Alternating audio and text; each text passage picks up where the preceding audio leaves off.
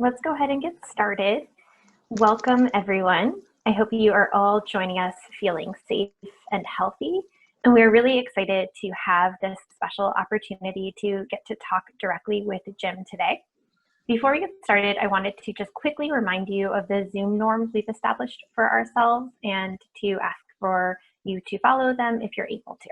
So first, please keep your camera on for the duration of this session if you're able to. It most closely duplicates the in-person experience I know we're all really craving right now. I'm really craving right now too.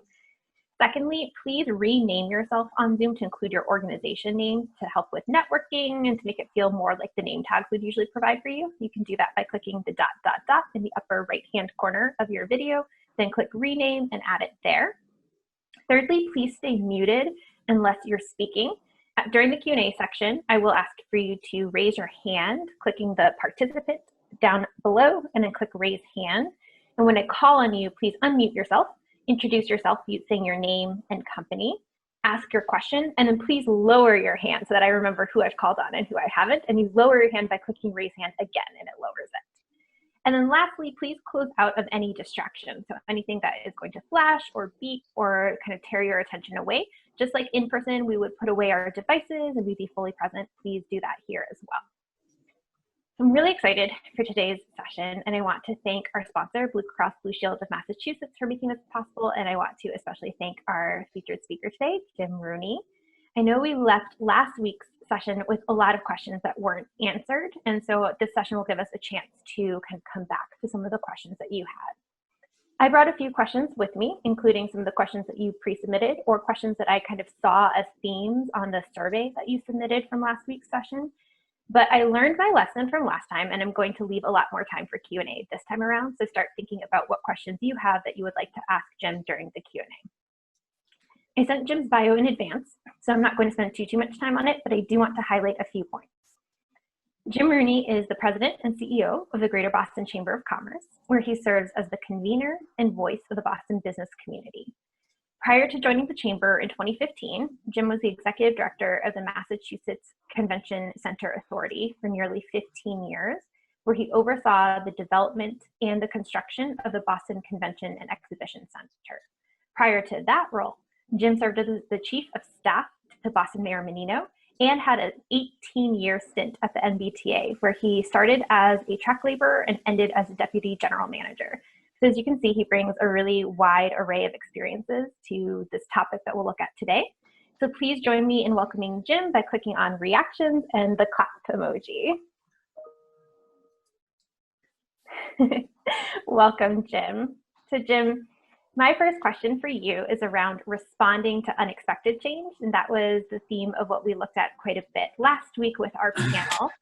The panel mostly talked about their organization's response to COVID, but I kind of want to ask you, because you've had such a wide array of experiences, if you could contextualize this for us, and can you tell us how your experience leading through COVID is similar or different than other disruptive events that you've led through, like the financial crisis of 2008 or 9/11? Yeah. Well, thank you, Allison, and I want to begin by thanking the Chamber team, Caitlin, Allison, Vanessa, for keeping this and other programs of the Chamber going during this unprecedented time. We certainly get thrown a curveball like all of you did in terms of how do we continue to provide value to all of our members and to the business community and to those of you that that registered for programs like this. So I want to thank them. I want to express my regret for having to cancel on you all last week, I guess. Yeah, the tug and pull on my time is remarkable. And I actually 3 media interviews today to deal with, so this will be good practice, I think, for getting ready for that. You know, with respect to the unprecedented change, which I think in this moment probably you know, means crisis. You know, I think about it when running an organization as something that depends on how poised the organization was to deal with it in the first place. So For example, at the Chamber and in previous organizations I've been in, one of the things I say to the team of employees and people that work with me and for me, I guess, is that as long as you're with me, change will be your constant companion. You're going to live in an environment in which we're always challenging ourselves to think about the ways we do things and not being afraid to try something different, do it a different way, fail. Having a culture in which change is almost a norm, and that agility is built into the organization, the ability to kind of adjust to change, whether it's planned change or crisis-driven change. I think that organizations that have that culture built in, that sense of agility, that sense of experimentation and innovation, respond better in crisis. And so as it relates to sort of how is this like or different than previous crises, I think that, there's some obvious differences when you're talking about events that have happened that we've worked through in the past.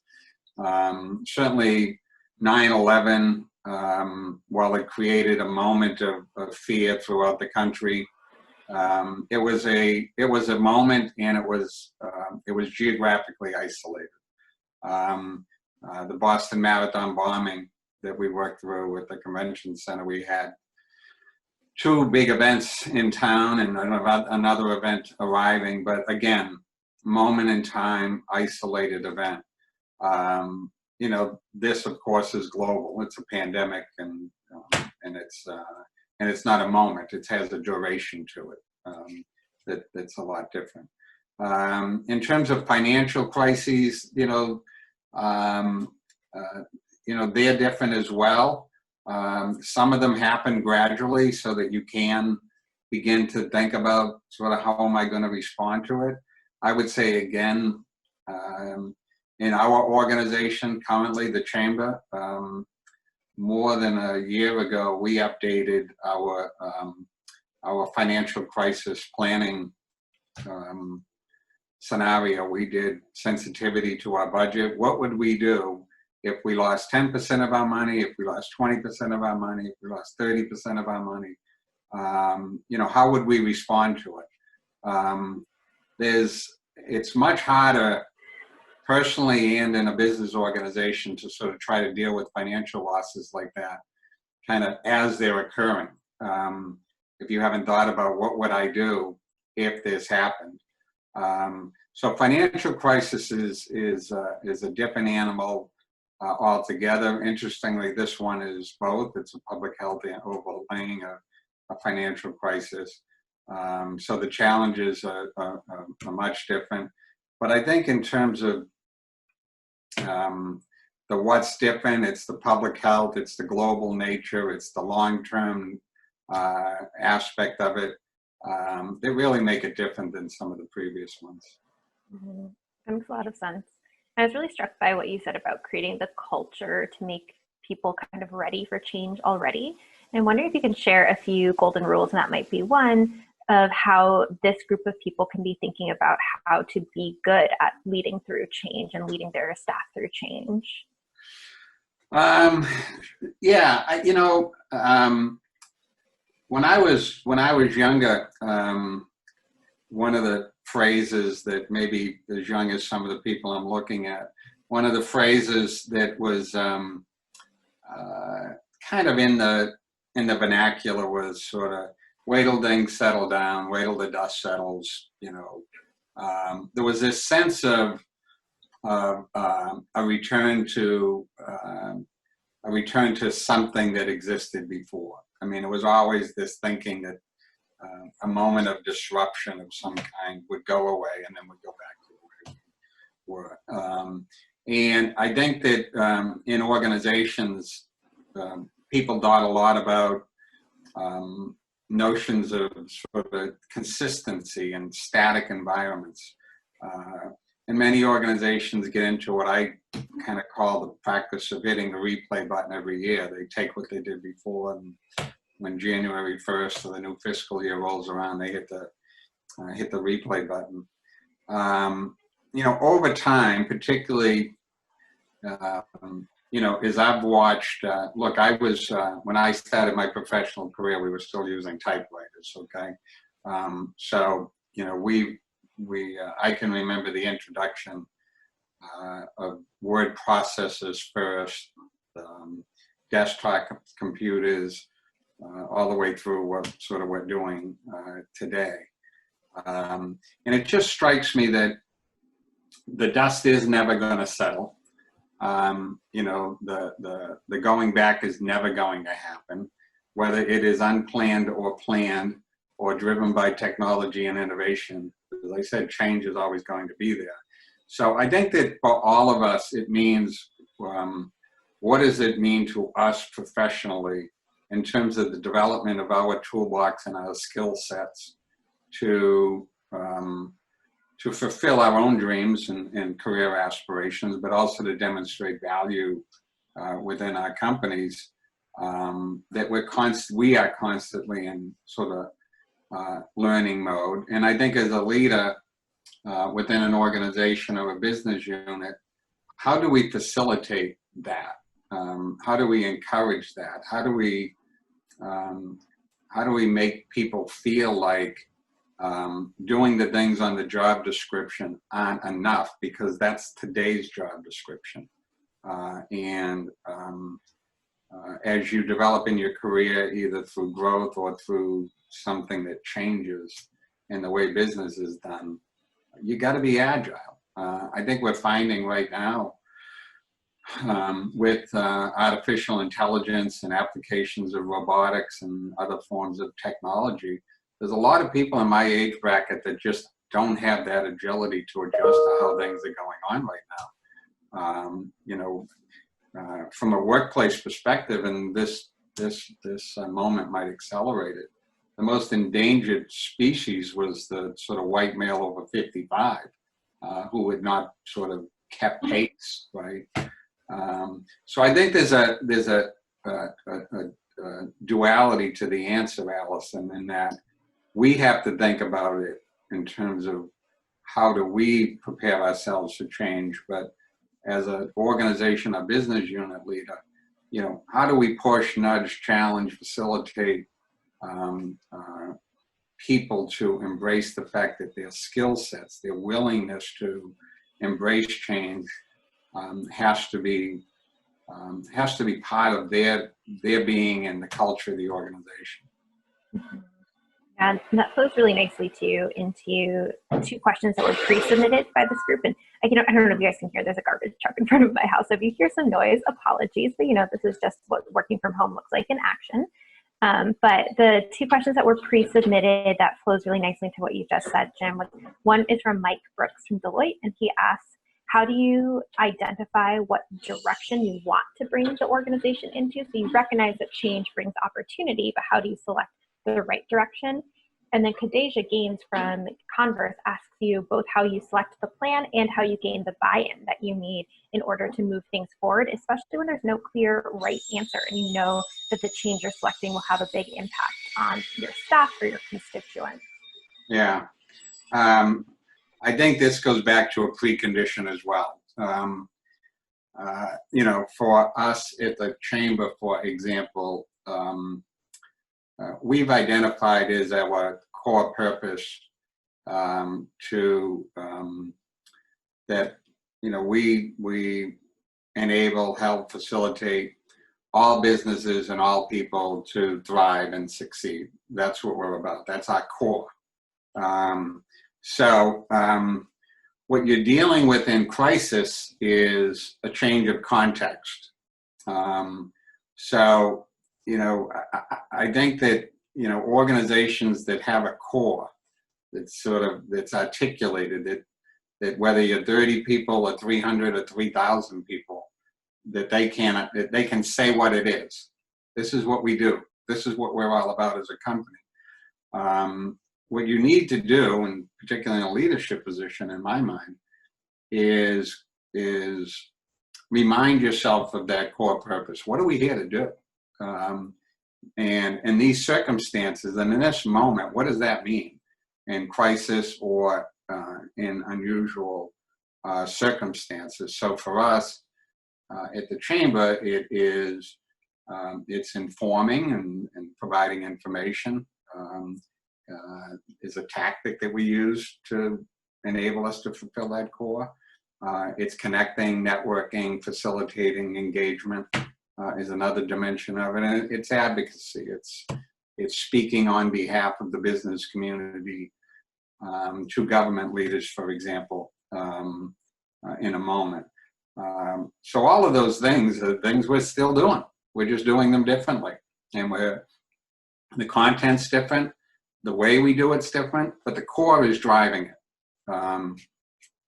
So I think that in terms of how do you choose a direction, I think that's sort of what you look to.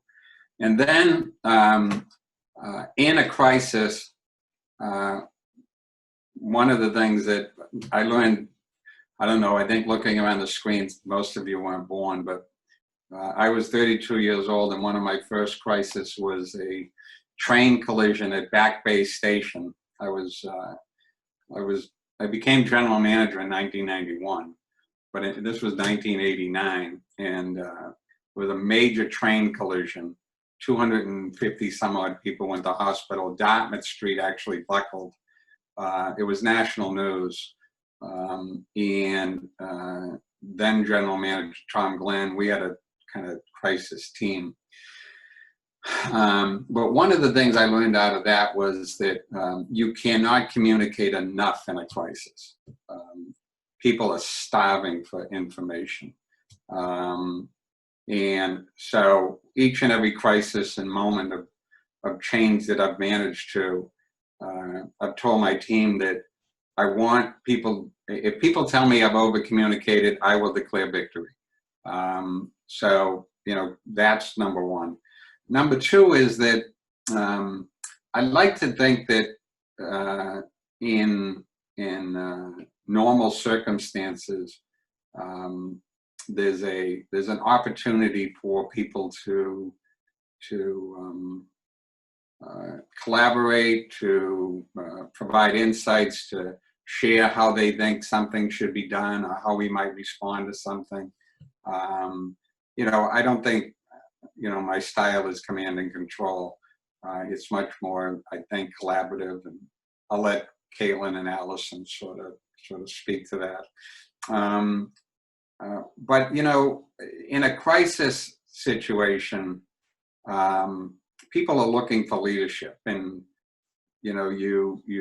you have to embrace the role of leader and try to facilitate that collaboration and that feedback. At the same time, you make decisions. People are looking for decision makers, that's what leadership is in a moment. So if there's a ratio of collaboration to sort of, decision making, it kind of shifts in a crisis.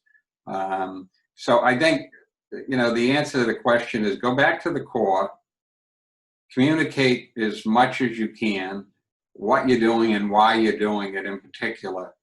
Try to gain some feedback and collaboration, but make decisions and be clear about what those decisions are and why you did it.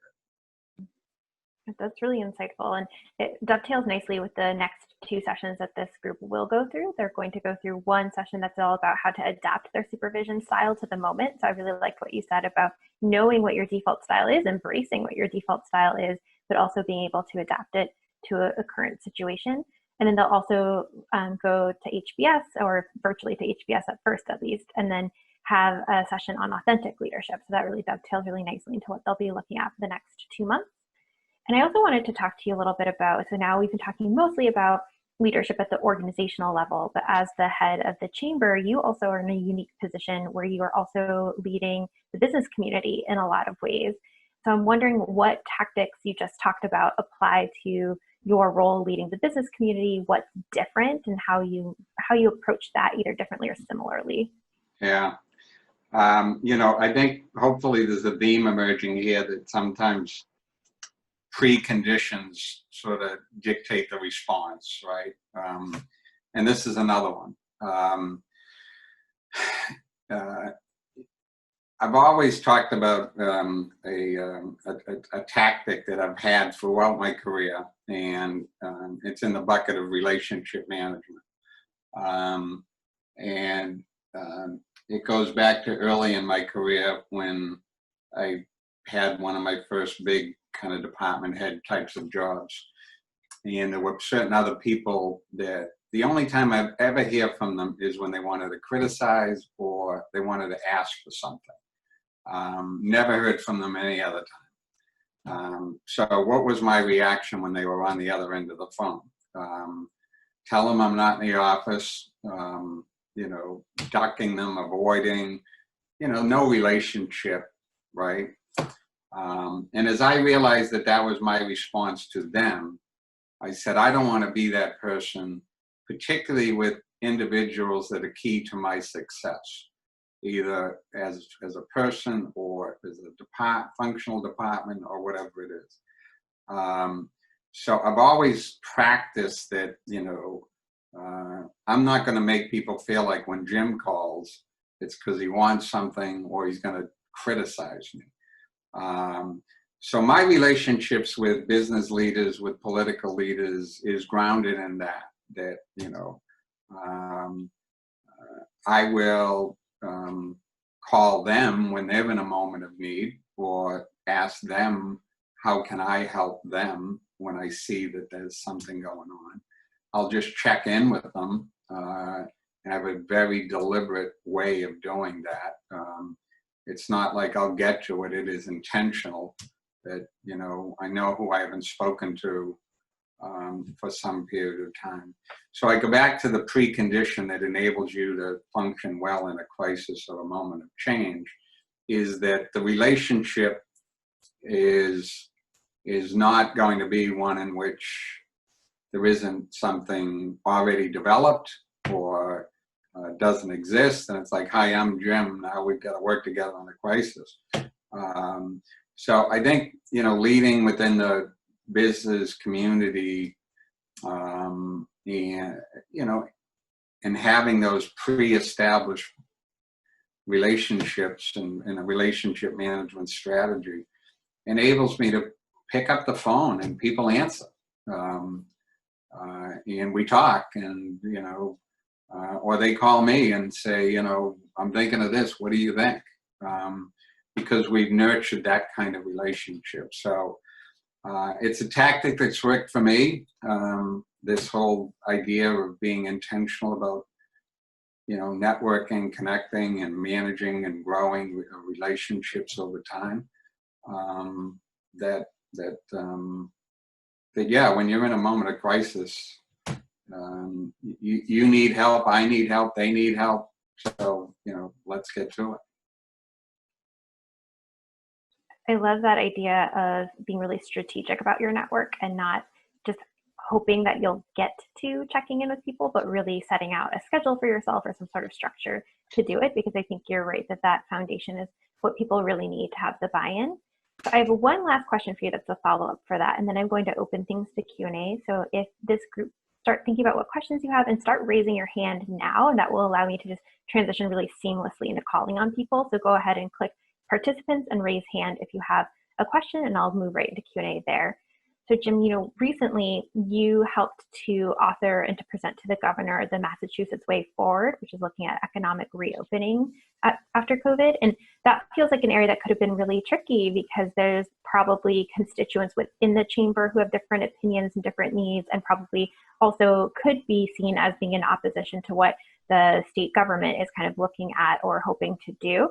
So how did you approach, can you give us this as like a case study, how did you approach that change management aspect of leading through and creating the recommendations around the Massachusetts Way Forward? Yeah, so I'll start with the political side first.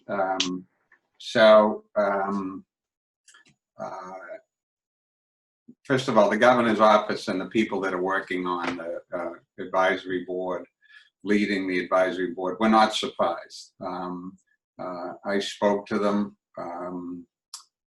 They knew what was coming. They knew how we felt about the way forward.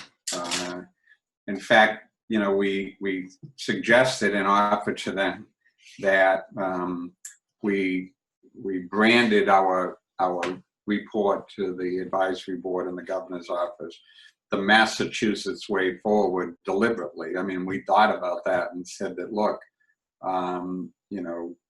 there needs to be an uplifting, positive sort of theme that goes with no matter what your plan is. There needs to be that. It needs to be branded that way.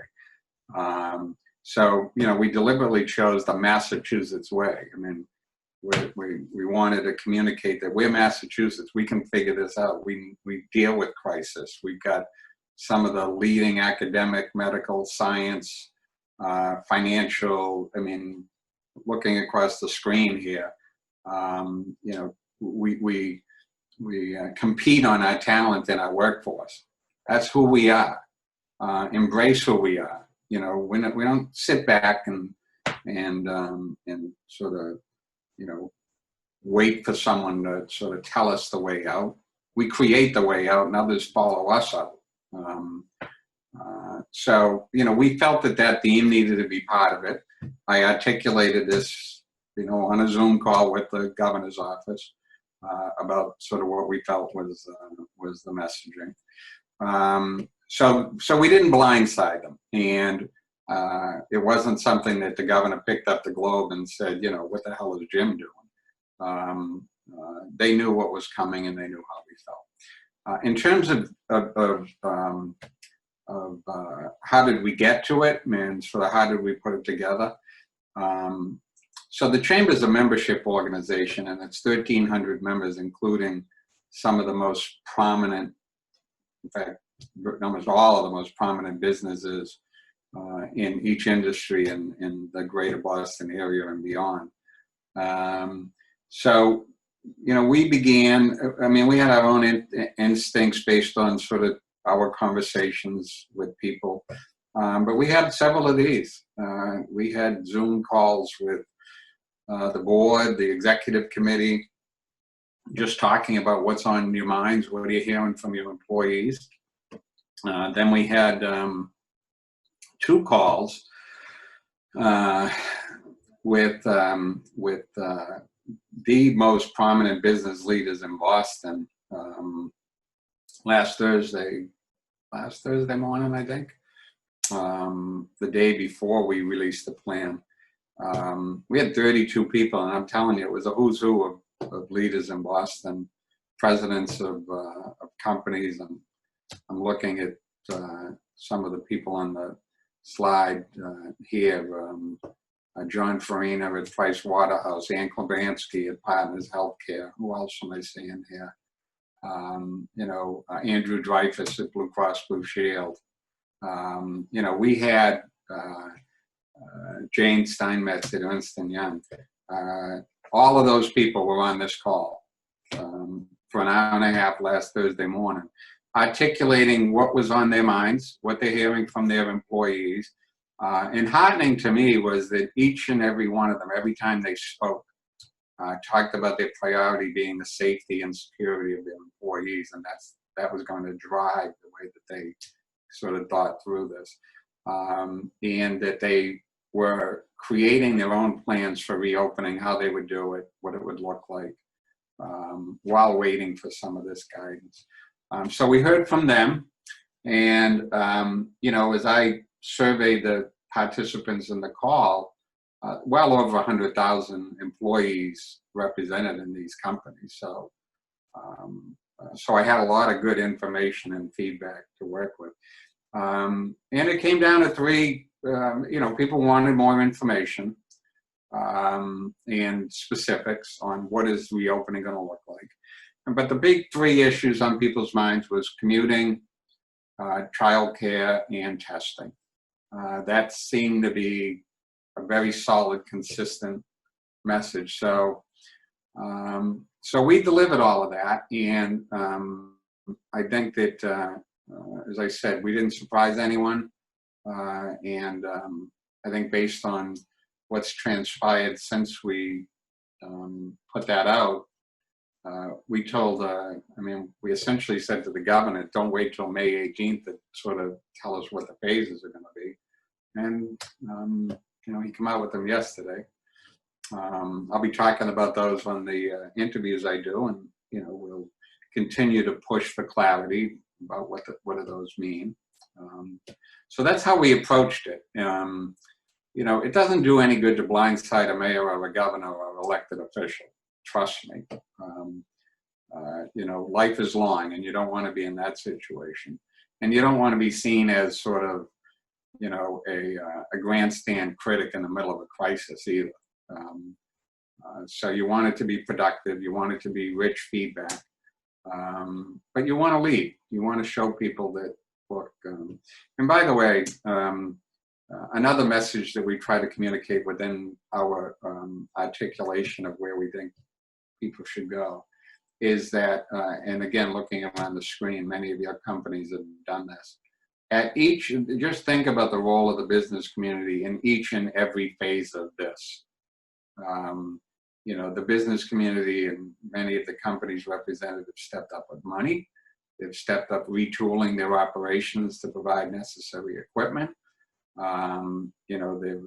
They were exercising work from home before the government said you have to do it. And now, they're going to lead the way out of this crisis as well. The business community and its leaders are not passive participants in this. So, and it's our responsibility to articulate that. Thank you. That was so insightful. What an interesting behind the scenes perspective of what that process actually looks like. We do have a couple of questions. So I'm going to, when I call on you, please unmute yourself, say your name and your company, and then ask your question. And then please lower your hand so I don't get confused and call on you again. So up first is Nikki Marie Oliveira. Hi, good morning, Jim. Hi, Nikki. I'm Nikki. I'm a trust and estates attorney at Nutter. And my question for you today is, during the program on April 29th, and of course today, it was heavily emphasized that the most important thing leadership can do during a crisis is to effectively communicate. And one trend that I have noticed from the leaders at my company is that they're not only spreading information to inform, to prepare, and to ensure, but they're also spreading uplifting information and trying to find the so-called silver linings in all of this. And I was just wondering what your thoughts are on that approach and whether you have encountered any silver linings during the pandemic. Yeah, I think it's a proper strategy to try to communicate silver linings, opportunities. I think the balance there is trying to do that in a way that does not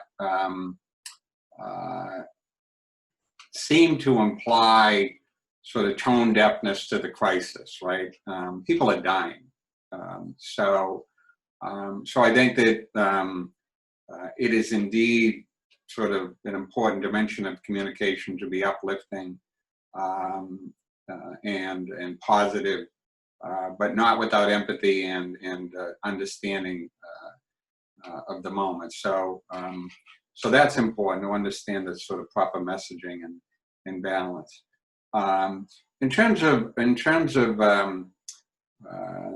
opportunities, I think they fall into two buckets. One is sort of functional in the way that businesses will kind of evolve out of this. And each of us, I had never heard of Zoom before this, okay?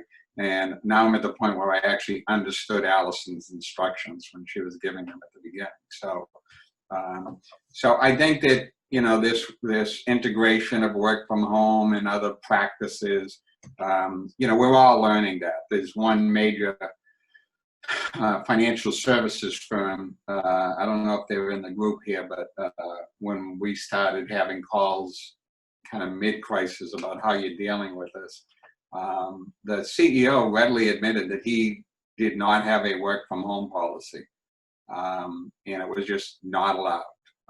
felt like that was, you know, he's kind of my age bracket, wasn't comfortable with it. And in preparation, they had a work from home test. It worked, and now he's never going back. I mean, he's like, I love it. So I think there's functional kinds of things in the way we do business that in different companies will be addressed. The other change or opportunity is that, you know, I'm fond of using the analogy that there's nothing like good old bad New England weather.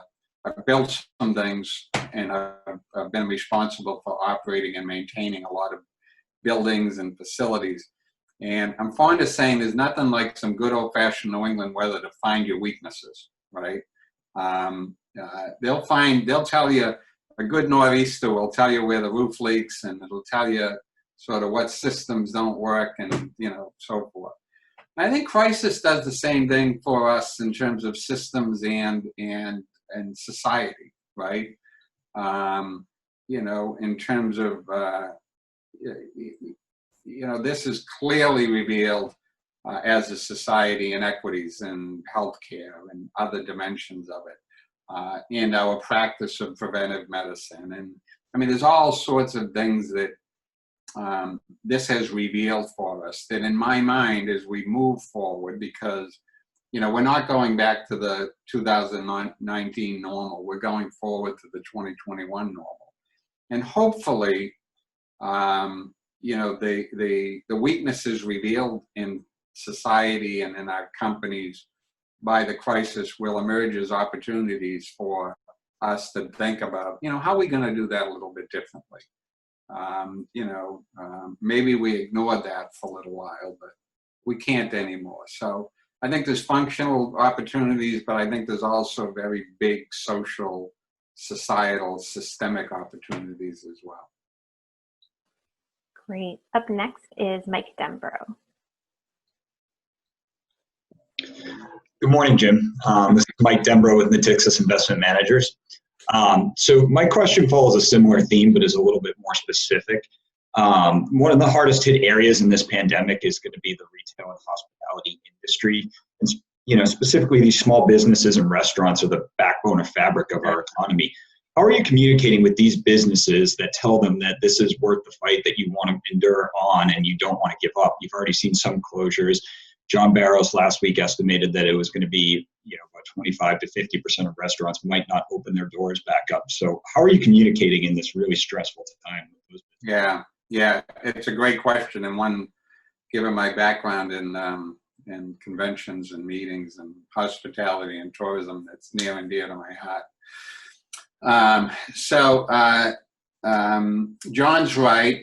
The data I've read is 33 to 50% of small businesses are in jeopardy of never reopening. You know, they operate on low margins to begin with. That'll depend on what industry they're in, and certainly those in restaurant, hospitality, anything involving gathering, will have a long tail coming out of this. Those will be among the last to sort of get back to something that looks like normal until there's a vaccine. You know, there's just on that score, by the way, there's a survey about riding the T that people were asked, you know, how comfortable are you going back to riding the T? And the numbers are very low until you get to a vaccine, and then you get to 85, 90% would feel comfortable. But up until then, you know, people are going to practice something different. So I think that anything involving gathering, which is, you know, the hospitality and tourism industry, will have a long recovery period and a very difficult one. Small businesses that operate, I mean, it's a two-part question. Small businesses that operate on tight margins will have a difficult time coming out of it. So a couple things. I mean, I don't know where these things are going to go, but I've already spoken to the Speaker and the Senate President about the broader hospitality restaurant industry, and, you know, what more can we do for them? I know there's some national conversations about that as well. There's 5 Black-owned restaurants in Boston. All of them are in danger of failing. Every one of them is in danger of failing. So it would be a real tragedy if part of the story of how Boston came out of this is that 100% of our Black-owned restaurants sort of fail. So we're talking to them. We're talking to the folks who run the Restaurant Association. I was on a Zoom call with some restaurant owners last week about sort of things that are on their mind and ways that maybe we can be helpful. On the small business side, we've tried to stand up some of the companies here volunteered. We've tried to stand up an advisory kind of program, pro bono, law firms, financial services companies, for people that want to know, how do I get access to funding? But, I think that one of the things we're talking about is an amplified strategy, because it's not just about how do I get a PPP loan out of the federal government anymore. It's what's my strategy? What's the right decision that needs to be made? So I think the next phase, I know the next phase that you'll hear about in terms of small businesses will be a program that is aimed at more wraparound sort of strategic services. In terms of, financial and access to capital, which is king right now more than ever. I know that the state and the city have stood up some programs, but the reality is that they're not built financially to do that. It's got to come from the federal government. So we're also engaged in lobbying on behalf of small business in particular to stand up some programs that sort of hit them more directly and shift from a little bit from, well, I don't want to get into too much of the weeds, but loans don't do any good if you're sort of financially constrained, maybe get into more in the grant sort of basis. So that's just some random thoughts about that. But yeah, you're right that hardest hit coming in was restaurant and anything gathering. Most difficult recovery will be the same group. Up next is Alexa Hassaram. Hi, I'm Alexa Hassaram. I work at Ernst & Young in their consulting practice. And I was actually going to ask a question around pro bono consulting and services, but you already went into that. So I'll ask a different question. One of the biggest challenges with change management are those resistors to change. What are the top, 1 to 3 resistors to the new normal are you seeing from either small businesses or folks that are more traditional that might not want to use collaborative technology? And how might we as emerging leaders, help be that first or second follower to help accelerate the change? Yeah. That's an interesting question. In terms of, I don't know. I guess I don't know that if I would label this as resistors. I guess I would sort of bucket it as sort of personality types, right? Among us are just, I don't know, social interactors, right? I mean, people who sort of, thrive on face-to-face personal engagement, and want to be with other people and want to, this is hard for that sort of type, right? When you think about it, yeah. This idea of sort of social connecting virtually while physically distancing. So I don't bucket them. I don't label them as resistors. I recognize, or my empathy for them is that it's hard when you're that kind of animal. So I think that's something that sort of something to consider. Look, I think that I haven't seen much of this in the manifest itself, but there's also other personality types that just they don't move my cheese. I mean, it's like the way we did it, and they're risk averse. you know, maybe unwilling to try something different.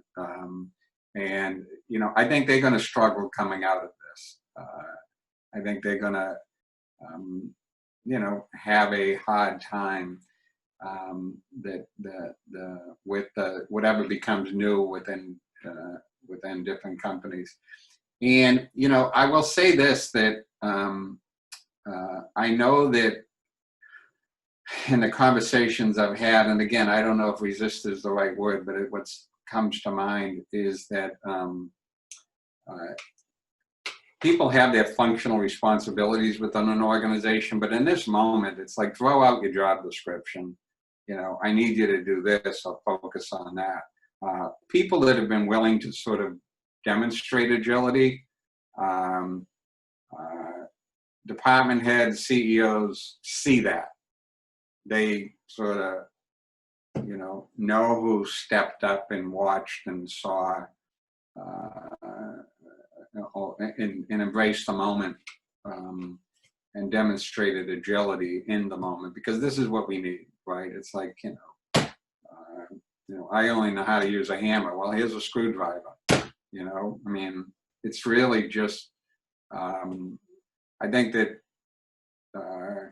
for other reasons, I think, you know, as a CEO and as a department head, people are revealing sort of some true selves in the moment, and people are seeing that, right?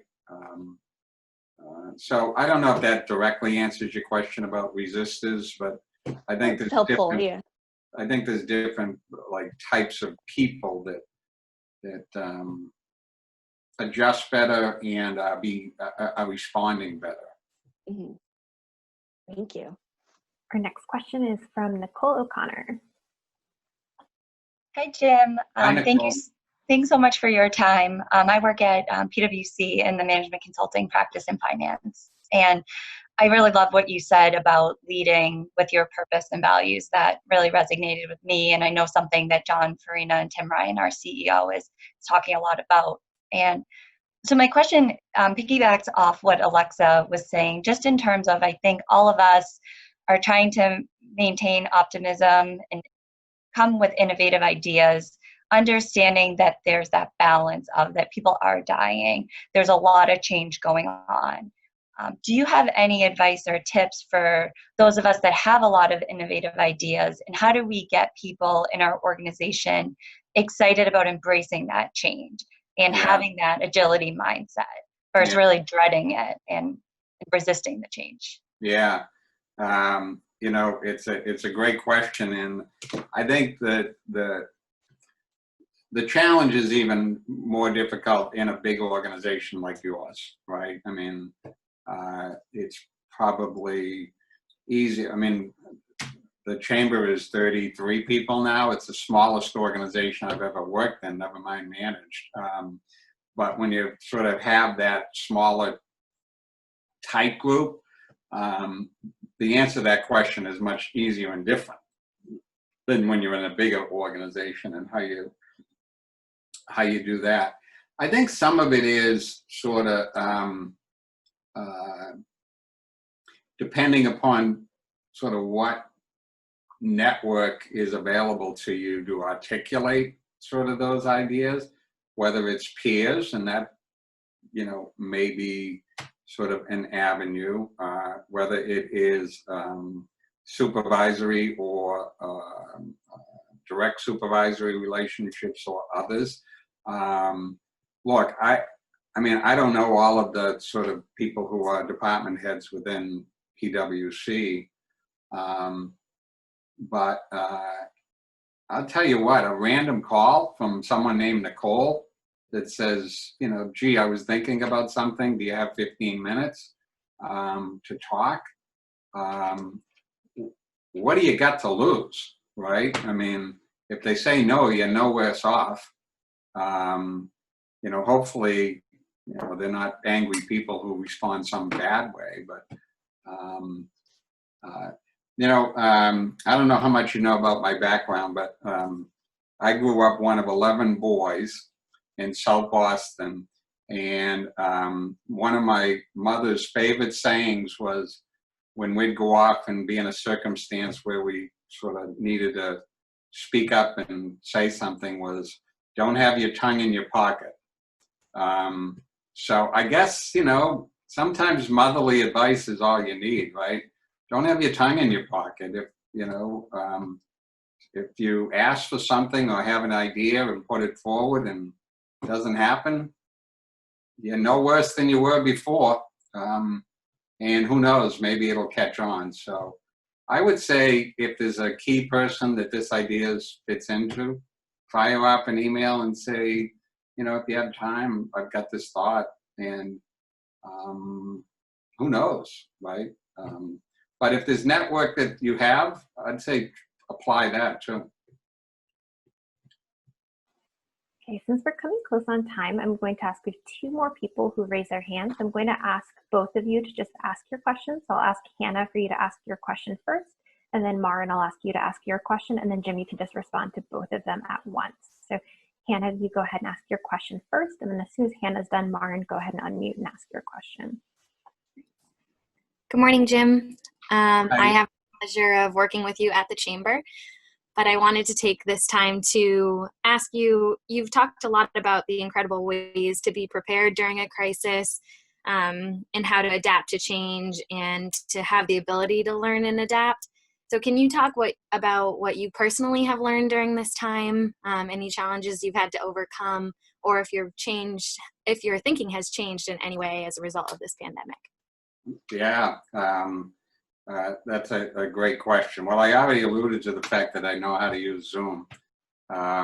So that's a milestone. And those of you that work with me know that is quite an incredible accomplishment for me to be able to do that. Some of the news media people come in with all these other types of platforms that they want to do interviews on, and I'm trying to figure it out alone. So that's a challenge. I think, in terms of the things that I have learned, in the sense of when we come out of this, and I think about the Chamber as a sort of business organization, and I'd say maybe putting modesty aside, the leading business organization in New England.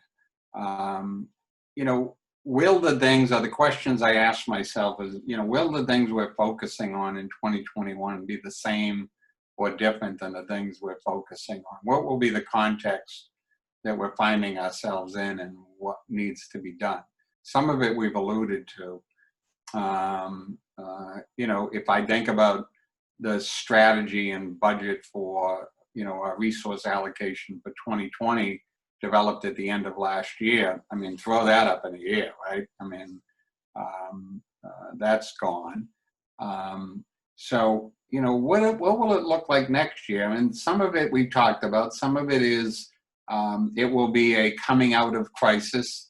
There will be a lingering financial crisis. There'll be, it won't be 20% unemployment, but my guess is it'll be up in the 7 to 10% range going into 2021, because of what we talked about in industries like hospitality and tourism, some of the gathering types of things. So what is the role of a business organization with the purpose that we have in that situation, different than what we were entering this year with record low unemployment and a very strong economy? So I think about that. I think about what we talked about. So that's hospitality, tourism, restaurant, that focus. I think about the needs of the small business community.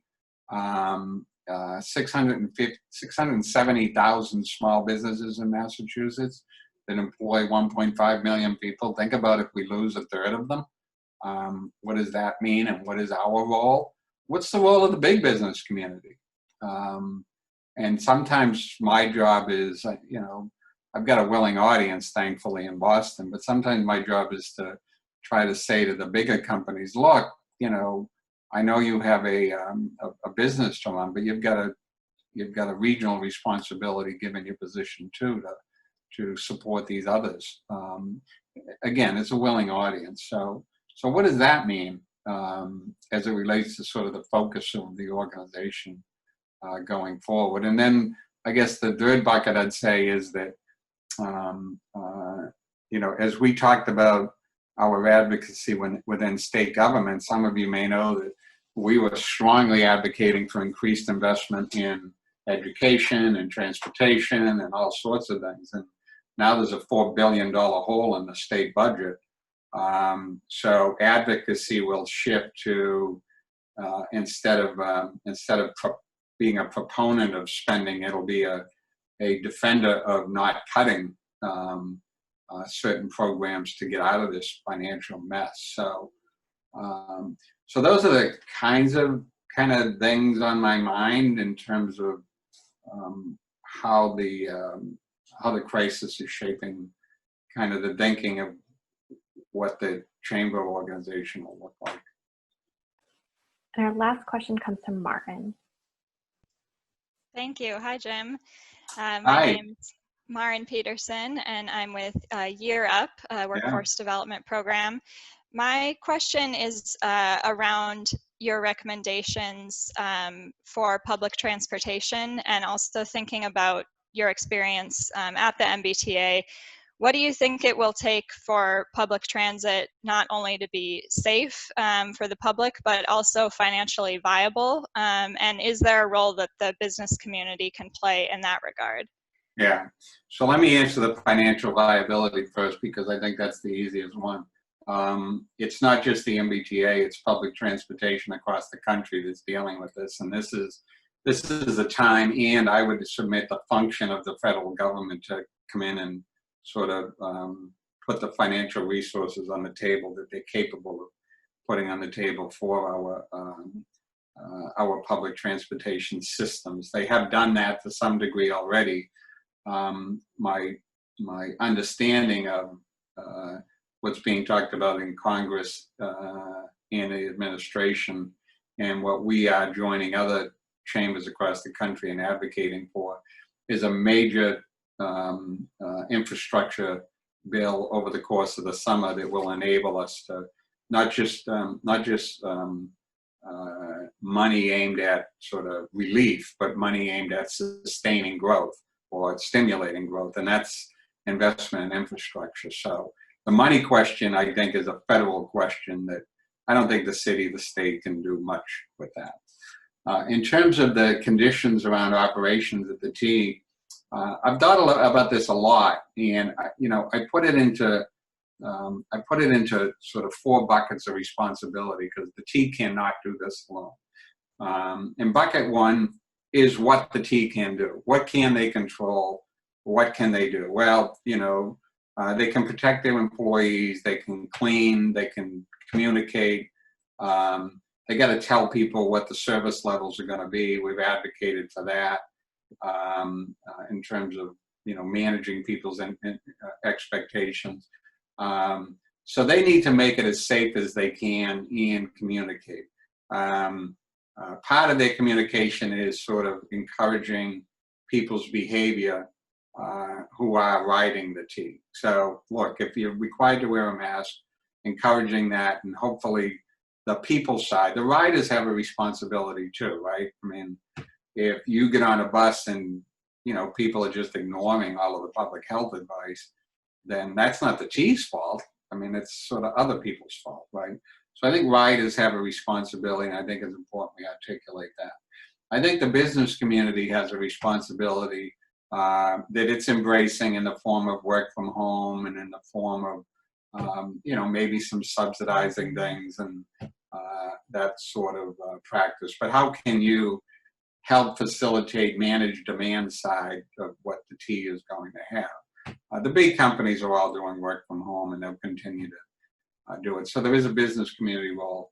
And then finally, to get to the true level of comfort, I said earlier, all the data says that, riders are going to decide it's safe to go back when there's a vaccine and treatment. I mean, that's the end of the day. So that's government beyond government and sort of the scientific community that has a role in returning anything that involves gathering, including riding public transportation. So there's only so much the T can do. My hope is that they will embrace this multiple levels of responsibility in developing a communications plan that is empathetic and informative.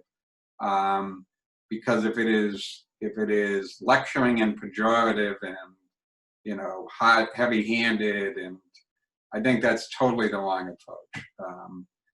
So go back to my communications is a very important dimension of any plan, and the T included. Thank you. Thank you so much, Jim. Please join me in thanking Jim by using the reactions and the clap emoji again. And then please also type into the chat window, make sure the settings for everyone, your 1 to 3 word takeaway from today. And while I'm waiting for yours to come in, I'm going to share a few of mine. Jim, I loved what you said about creating a culture of change that prepares both yourself and your organization to be ready for change, because agility is a competitive advantage. I love that we talked about communicating to the point where you feel like you're over communicating, and that's how you know you're at the right place. To define your priorities and continue to return to those, and to build relationships before you need something, to be adaptive and authentic in your leadership, and that crisis exposes the leaky roof. And I'm seeing here flexibility, incremental progress is okay, communication is essential, adapt your style, community, preparation, remind yourself what you're here to do, prepare your teams for embracing change. Dust will not settle, prepare for the new normal, build relationships, personality versus resistance and agility, positive mindset, change will be your constant companion. So it looks like the group got a lot of great insights from you, Jim, that are really actionable. So thank you so much for taking the time to create the special opportunity to speak with them. And thanks to Blue Cross Blue Shield, to our sponsor, for making this possible. We did record this session, so if there are people from your team who weren't able to be here today, or people that you'd like to send this to, you're going to be able to share it. And up next for Boston's Future Leaders is our Effective Supervision Workshop on May 20th with TSNE Mission Works. And actually the whole focus of that will be on adaptive leadership. So this is a perfect segue into that. Thank you so much, Jim. Thanks to all of you for being with us, and please be well until we see each other again.